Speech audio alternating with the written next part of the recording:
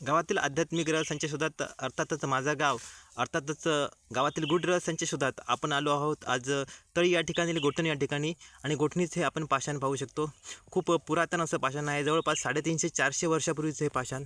या ठिकाणी पूजा केली जाते आणि पूजा करतात त्याचा पुरा म्हणजे या ठिकाणी आपण पाहू शकतो. ही पंथी आहे, पंथी तुम्हाला दाखवतो. ही पंथी आहे. या ठिकाणी पूजा केली जाते. श्रीकृष्ण आणि त्याचे सवंगडी जंगलामध्ये गुरे घेऊन जायचे, गाई वगैरे, व त्या ठिकाणी असुरी शक्ती असायच्यात. त्यासाठी त्याचं रक्षण श्रीकृष्ण करायचा.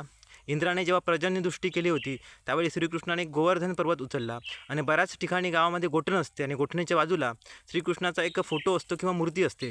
परंतु आमचा जो गाव आहे नानेली, या ठिकाणी अशी मूर्ती आहे. आणि या ठिकाणी जर जनावरं, गाई गुरं जर आजारी असतील त्या ठिकाणी या ठिकाणी येऊन नवस केला जातो.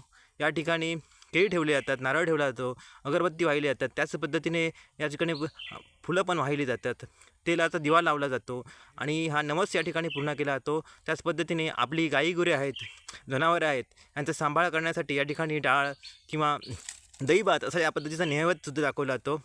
आणि आपण गोठण पाहू शकतो, पुन्हा एकदा दाखवतो आहे. असं आध्यात्मिक महत्त्व असणारी ही गोठण आहे. नानेली गावामध्ये याला गोठण बोललं जातं. पुन्हा एकदा सांगतोय, गावातील जनावरे जे असतात, गाई म्हैशी किंवा अन्य, त्यांची तब्येत ठीक नसेल किंवा त्यांची चांगला वाढ व्हावा यासाठी या ठिकाणी डाळ रूपात किंवा नारळ रूपात या ठिकाणी प्रसाद ठेवला जातो. गावातील आध्यात्मिक रहस्यांच्या शोधात, गावातील गूढ रहस्यांच्या शोधात अर्थातच माझा गाव, यामध्ये मी प्रताप दुरी या ठिकाणी थांबतोय. पुन्हा भेटूया पुढच्या भागासहित. तोपर्यंत मी तुमची रजा घेतोय. जय हिंद, जय शिवराय.